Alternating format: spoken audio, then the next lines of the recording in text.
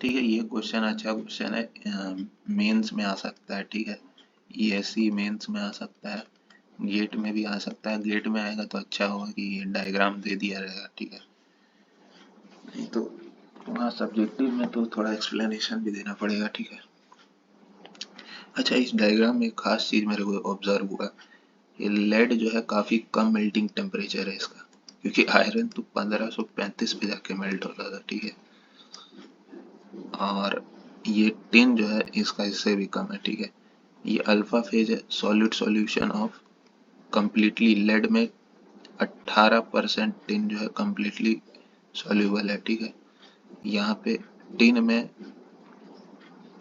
3% lead घुल घुल रहा है। ये बीटा फेज क्या बताता है, solid solubility of lead in tin. ठीक है, ये बताता है solid solubility of tin in lead. ठीक है, अच्छा मैक्सिमम कितना सॉल्युबल है, 18%, वो भी 183 डिग्री सेल्सियस पे। ठीक है,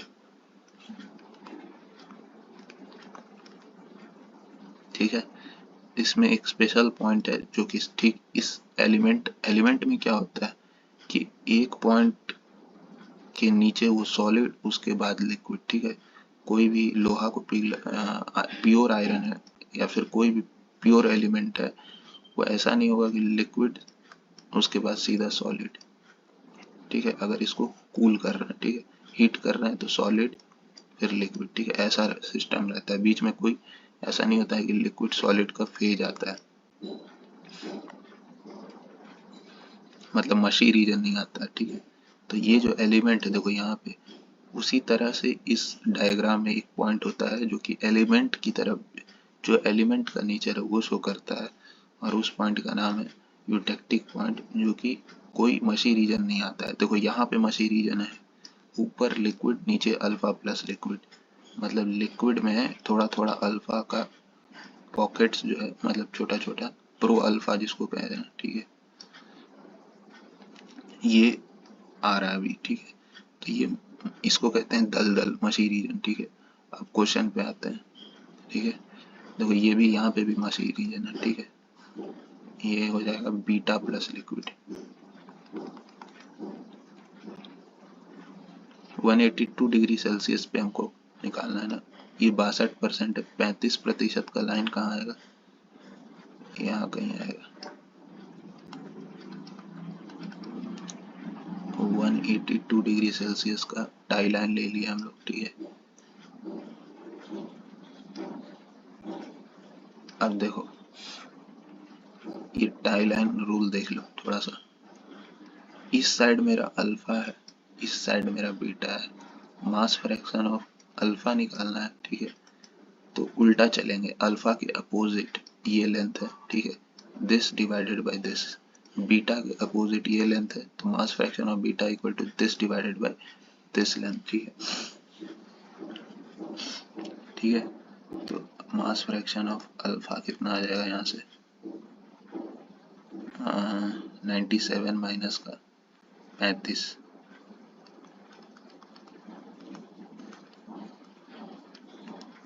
अपॉन 97 माइनस 18, ये वैल्यू कितना आता है,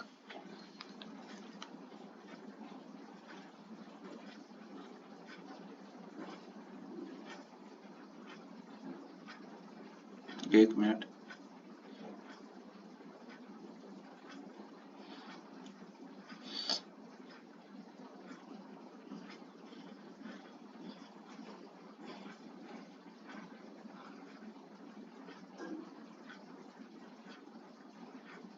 सिक्सटी वन परसेंट सॉरी, ये आ रहा 78.48%। चेक कर लेना।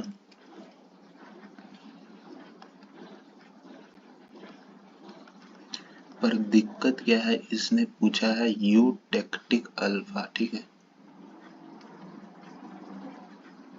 अब देखो क्या सीन हो गया ना, कि क्वेश्चन थोड़ा ट्रिकी हो गया। ठीक है, यूटेक्टिक कंपोजिशन अगर रहता तो ये हम थोड़ा सा शॉर्ट में बता दे रहे हैं। ठीक है, इसके ऊपर लिक्विड रहता है, नीचे में अल्फा प्लस बीटा रहता है, ठीक है। वही प्रिंसिपल साहब बंदूक का नोक दे दिए कि अब जल्दी से लिक्विड में अल्फा प्लस बीटा का कंपोजिशन पहले लिक्विड में घुला हुआ था, ठीक है। अब प्रिंसिपल साहब बोले कि देखो ऐसा लड़के लड़कियां वाला एग्जांपल दिए थे ना कि अब इनके पास एक कपल बना के बैठे हुए हैं, ठीक है। ये अल्फा प्लस बीटा, ठीक है, अल्फा प्लस बीटा ऐसे करके बैठे हुए हैं, ठीक है। यहाँ पे प्रिंसिपल साहब बंदूक रख दिए, ठीक है। तो तुरंत इनको अलग होना था, एक झटके में अलग होना था, नहीं तो गोली चल जाएगा, ठीक है। तो ये स्मार्ट डिसीजन यहाँ क्या होगा कि अल्फा में से जो बीटा है वो एक तरफ हो जाएगा, यहाँ पे भी जो अल्फा में से बीटा है वो मतलब क्या है कि देखो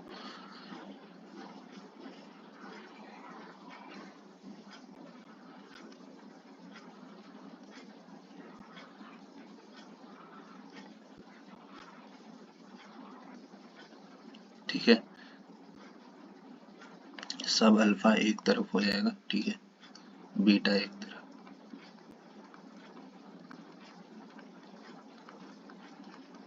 अल्फा एक तरफ, बीटा एक तरफ। मतलब स्ट्रक्चर एक्चुअली में ऐसा नहीं बनता, माइक्रो स्ट्रक्चर इस तरह का बनता है, ऐसे ऐसे अल्फा बीटा ऐसे करके, ठीक है।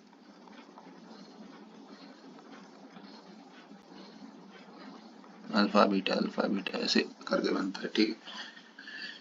तो ये था यूटेक्टिक पॉइंट का कहानी, लेकिन यहाँ पर क्या है, कुछ प्रो फेज ऑलरेडी बन रहा था पहले से, ठीक है, प्रो अल्फा जिसको कहते हैं, ठीक है।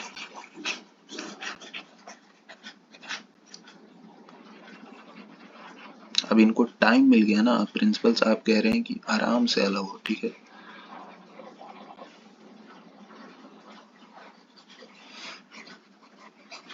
जो ये कपलिंग करके बैठे हुए थे, ठीक है, अब आराम से अलग हो, ठीक है।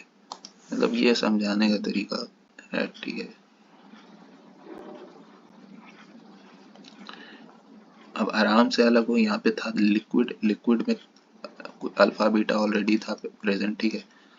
ये कपल बना के बैठा था, इसको एक झटके में अलग होना था, तो एक प्लेट लाइक स्ट्रक्चर बना दिया, ठीक है। मतलब लेकिन यहाँ पे क्या है, टाइम सफिशिएंट टाइम मिल गया, ठीक है। तो वही लड़के एक तरफ हो जाएंगे कुछ, एक लड़कियां एक तरफ, ये एग्जांपल दे चुके हैं पहले, ठीक है। तो वही है कि यहाँ पे प्रो फेज कुछ आ जाएगा, ठीक है, प्रो अल्फा। और जैसे ही वो इस लाइन को क्रॉस करेगा तब तो बंदूक रख दिया गया ना, तो अब वही alpha beta alpha beta alpha beta, ठीक है। तो ये एक्चुअली में ये इसको कहते हैं यूटेक्टिक अल्फा,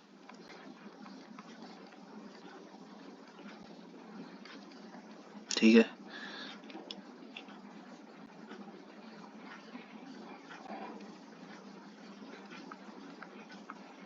इसको कहते हैं यूटेक्टिक बीटा, और ये क्या है, प्रो अल्फा। तो ये जो हम लोग मास फ्रैक्शन ऑफ अल्फा निकाले हैं एट दिस, काफी क्लोज है। अच्छा यहाँ कंपोजिशन 9735 क्यों ले लिए, इससे तो कम ही होगा ना, ये कंपोजिशन लेना चाहिए था ना मेरे को, लेकिन डिफरेंस बहुत कम रहेगा है, ठीक है। 97, ये देखो ये टाई लाइन जो है काफी नजदीक है इसे, ठीक है। अदरवाइज तो कंपोजिशन क्वेश्चन में देना पड़ता, ठीक है। इस मास फ्रैक्शन ऑफ अल्फा में दो चीज और है, mass fraction of pro alpha plus mass fraction of eutectic alpha, ठीक है। अपने को तो ये निकालना है, ठीक है। तो उसके लिए अब हमको पहले प्रो अल्फा का कंपोजिशन निकालना पड़ेगा। प्रो अल्फा कहाँ है, उसके लिए मेरे को एक टाई लाइन और लेना पड़ेगा 184 डिग्री सेल्सियस पे, ठीक है, जो कि हल्का सा ऊपर है, ठीक है, ठीक है। यहाँ अल्फा है, यहाँ लिक्विड है, ठीक है। तो मास फ्रैक्शन ऑफ अल्फा अगर निकालना है तो ये बाई दिस करना पड़ेगा, यानी 62 माइनस का 35 बटे 62 माइनस का 18, कितना आया यार,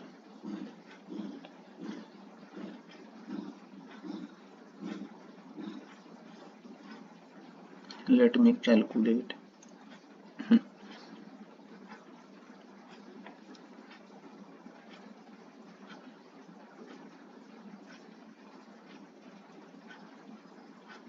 61.36%। 184 डिग्री सेल्सियस पे जो हम लोग टाई लाइन लिए हैं उसमें ये मास फ्रैक्शन ऑफ अल्फा आ रहा है 61.46%, 36%, सॉरी। अब ये जो मास फ्रैक्शन ऑफ अल्फा है ये मास फ्रैक्शन ऑफ प्रो अल्फा है, ठीक है। इसको यहाँ रखो। टोटल अल्फा जो है 78.48 है, ठीक है। तो यूटेक्टिक अल्फा कितना आ जाएगा, 78.48 माइनस का 61.36, 8 में से 6 जाएगा 2 में से 3, हो गया, क्वेश्चन सॉल्व हो गया। 8 में से 1 7, 17.12, ठीक है। कैलकुलेशन में हो सकता है कहीं मिस्टेक हो, ठीक है, हो सकता है मे बी, लेकिन कंसेप्ट इसका ऐसे ही है, कंसेप्ट एकदम 100% करेक्ट है, ठीक है। मे बी कहीं, मेरे को लगता नहीं कैलकुलेशन में कहीं मिस्टेक है, ठीक है। चलो ऐसे ही सॉल्व होगा ये क्वेश्चन, ठीक है। तो इस तरह का क्वेश्चन आयरन कार्बन पे भी आ सकता है, ठीक है।